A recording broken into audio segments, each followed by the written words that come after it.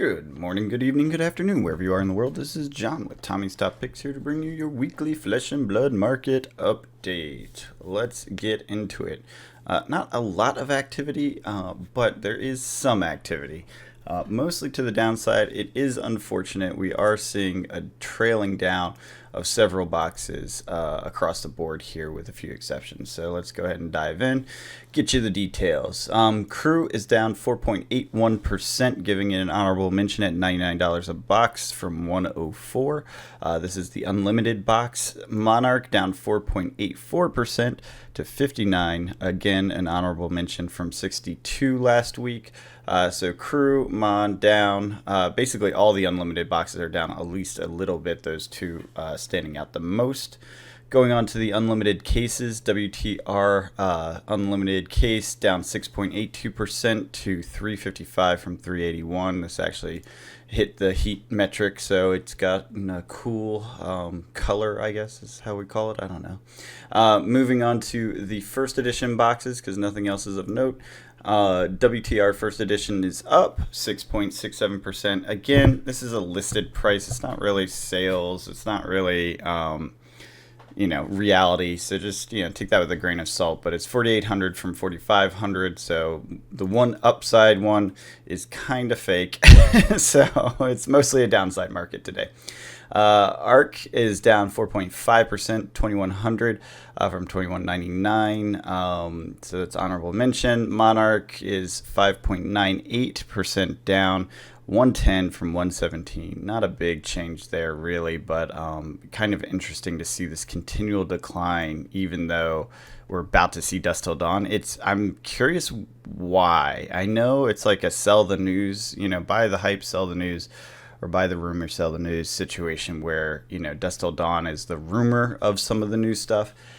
Maybe information has gotten out about what's in there. I know a lot of preview cards are in people's hands, and maybe they're chatting to each other and kind of coming up with a situation that says Mon isn't really that interesting in comparison to Dust Till Dawn, or in tie-in with Dust Till Dawn. I don't really think that's the case, but it's just crazy theory time, because why is it still going down when we're about to have Dust Till Dawn?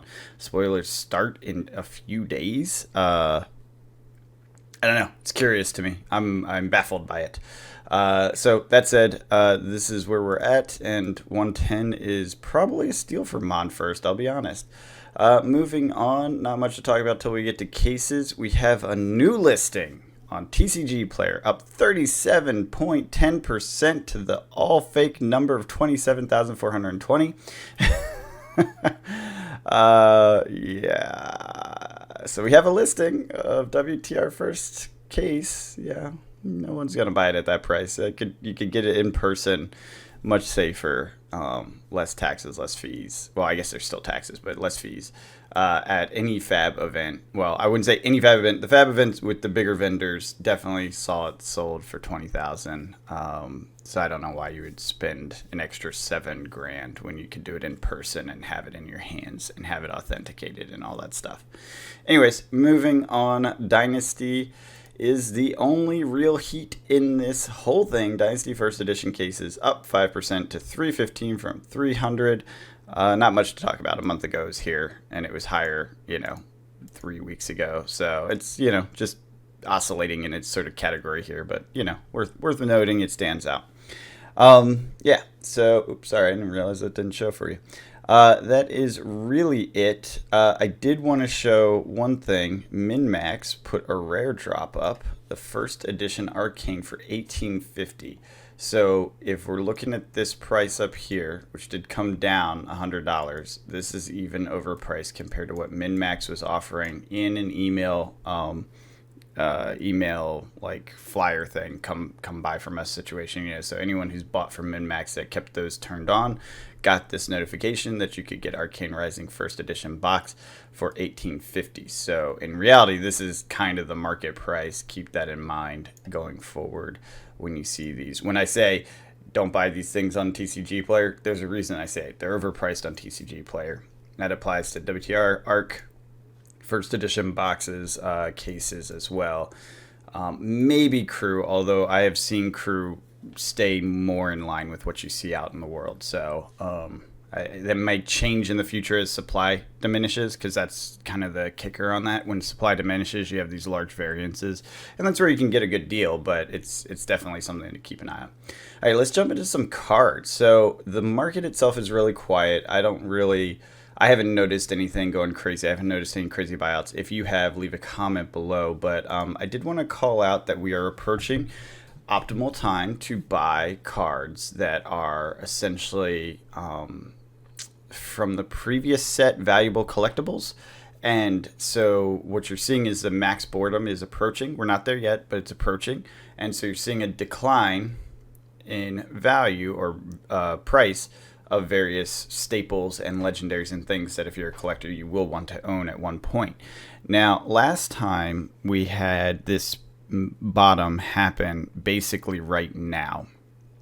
It was for some of the cards, for some of the key cards, it was right as the new set came out, the buyouts started to happen on the last set. I don't think we'll see the same thing here, because I think there's a different dynamic when you get a supplemental set versus a draft set.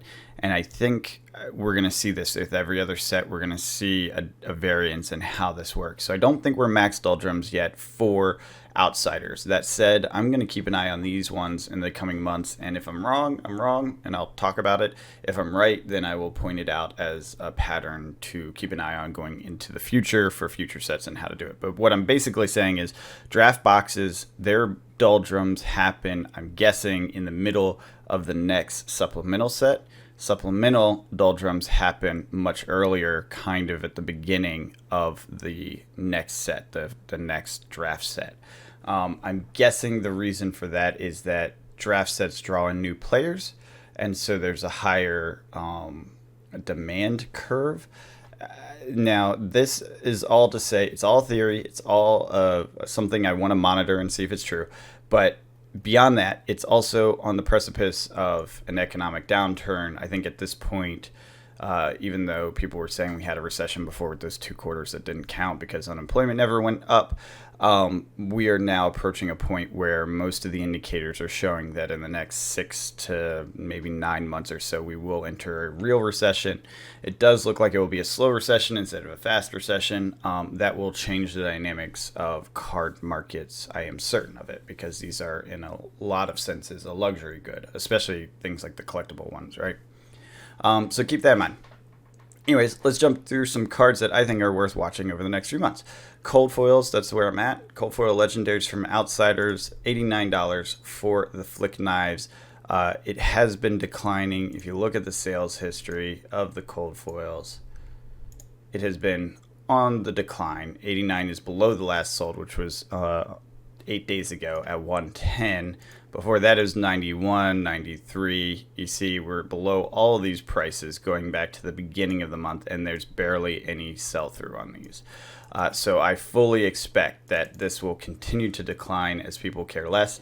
One exception is if Dusk Till Dawn has crazy assassin and or ninja cards, because this is ninja equipment, remember, and unlocks this power. If that happens, then this will spike, and that is a bet I'm willing to take. Even if it happens and I lose out, I'm okay with that. To be fair, I already got my cold foil of these in I think it was a trade with Tommy, because he had an extra and I had an extra something else. So I don't really care about this one, but I'm still, like, as a speculative situation, I am betting that we see a lower low before we see new highs. I could be wrong. Dusk Till Dawn could prove me wrong, but that's my guess. All right, moving on. Brinks, the Brace, I say that wrong every time, I apologize. Anyways, the legendary generic of the set for arms, not the greatest but not the worst. It has some uses. I think it will have uses into Prism. We may have already seen the cold foil low here. I will be honest, going into a Prism meta, I could see this rising pretty rapidly, being useful if the shields are a thing that's common, which I suspect they will be to some degree. But we'll see. I mean, it does feel like she's a little different. We don't know what everything does yet for her, so maybe this doesn't become that useful after all. In which case, it will stay about the same, and we'll probably have the same thing as Flick Knives and slowly decline. You can see we've been bouncing, 102. Geez, there's been no sales on this. So yeah, decline is the more likely option. Just look at this, 99, 90, 99, 92, 94. So it's bouncing in this 90 to 100 range. And we're at 94 right now. I just don't see this holding up unless there's this very strong meta use case for the upcoming season, but I just don't see it. Plague Hive. I thought this one was interesting. I guess I left this up, but we'll go ahead and look at it. So this is at 300. I suspect this will come down. It has been declining. As you can see, the sales are way low on volume. 428, 1 in May, 1, 2 in June, and we're almost in July, and the June ones were coming down dollar by dollar. The May one was crazy, 456. That was just a crazy hype buy. I'm not sure what that was. 340, 320, 338. Before that, going back, this over 300 was the common price. We're now seeing sales under. A month ago, we were seeing sales under 300. It's currently sitting at 300. I fully suspect this will come down again, with the exception of a Ranger crazy card set and Dust Till Dawn, or an Assassin crazy card set that utilizes this. I just don't see it. Fables don't tend to get that, so I don't suspect that will be the case. I think this will slowly come down as Doldrums of the next set in. This will become the buy time for the Plague Hive. I don't own that one, so I'm going to keep an eye on that one. I actually don't own Vambrace either. Flick Knives is the only one I have, again, because I wanted to have it for my deck. So, Quiver of Abyssal Depths, Legendary Ranger. This is one that I could actually see coming into play. This is definitely, themed on, what's his name, Riptide. Although it can be played by other Rangers. And I have a feeling Riptide will get a little support in Dust Till Dawn because he's kind of a new archetype for Ranger that's not very strong yet. It's usually the case where we see the hero that's introduced is like not there yet, and then he gets a little more support in the next set. Sometimes better, sometimes not that much better, as the case for Arachne. And then you kind of stop seeing support for a couple sets, and then it's just like little pieces here and there, right? I could see that happening for Riptide because he was a new thing. They could probably do it around traps in a way that makes sense. This would make this useful, I would assume, based on the ability to have minimal arrows and a lot of traps as an archetype. I don't know if that's going to be the case. It would be very strange. It's Dust Till Dawn. He really doesn't fit the theme of Dust Till Dawn, but we'll see how it plays out. Point being, $37.95 is dirt cheap for a legendary cold foil that will eventually see some value and use. I don't know when, and again, I still suspect we'll see a downward trend over the next few months. I'm going to repeat the same thing, but note, there's a lot more sell-through. Oops, sorry, hold on, maybe there's not. Let's go to cold foil. Yeah, there's more sell-through. I wouldn't say a lot more, but there's more sell-through in the past month. We've had, half a dozen, a little bit more than half a dozen sales, and it has been declining. So, yeah, expect the trend to continue down into the boredom period of the next set, which will definitely happen, as it heads into the, competitive season for the year. Redback Shroud. This is the cold foil regular version with the full art version out there. This one's a question mark. I'm not really sure how it's going to perform. We have seen this once before I think it was Dynasty had one of these. And it never really held its own, but it is still a cold foil legendary, so it's worth noting. Again, I think its low period will be in the future. Same thing with Trench of Sunken, but both these cold foils are very reasonable for legendary cold foils, just to point that out if you are in that collecting mode. So I will keep an eye on all of these things going into the future for myself, specifically for my collection, because I have not collected the cold foils as of this time. I did want to shout out this site. It's called fabfoundry.com or .co. It has all the cold foils in a collection, and you can see it by new to old or best selling, that sort of thing. It's kind of useful when you want to see what's happening in the market around cold foils specifically, since TCG Player sucks at that. All right, let's move on to the charts, and we'll move through this rather quickly because there isn't that much to talk about. We are falling off a cliff with WTR Unlimited. ARC, we are, sitting flat for ARC. Actually, ARC is the only Unlimited that's held very strong at the 120 mark, worth noting and is interesting. I wonder why and how that's going to play out. Crew, we're seeing a little dip in the case prices. Monarch hanging flat except for down here. The box price is down to 59 from 62. Our gap is widening, which is a little odd. Again, I think this dynamic's very strange with what's coming up. Tales of Aria is slipping now. We're falling off of our previous holding point, and that will be worrisome. We'll see into the boring period of what comes next, assuming there's no elemental support. WTR bounces back up, but is artificial in a lot of ways. ARC, same thing, artificial in a lot of ways. This is first edition. Crew, sliding down. All right. We talked about this last week. It's starting to get to the point where it's risky. So if we look at this, the box price, we are now at the previous top range. If we're continuing down, I would say that we're reaching a unrealistic down level. And the reason I say that is because it's what happens when you get a giant spike like this suddenly, quickly, and unexpectedly. The market reacts by going equally undervalued, which it shouldn't be doing, frankly. And when it goes, and here's a perfect example, I'll show you in a second. And when it does that, it has a tendency to snap back up too at some point. But a market can stay irrational longer than you can stay liquid, so be aware of that. I know there's no short positions in Flesh and Blood sealed, but it is something to keep in mind when you're trying to position your own purchases. Point being, I suspect if we drop below this level, we will be seeing basically a very discounted buy. And one of the reasons I say that, we don't look at this metric very often, is the case divided by 4 price is here. And you'll note how long parity stuck all through history. They were in parity. Right after the spike, they separated, and they've stayed separated since.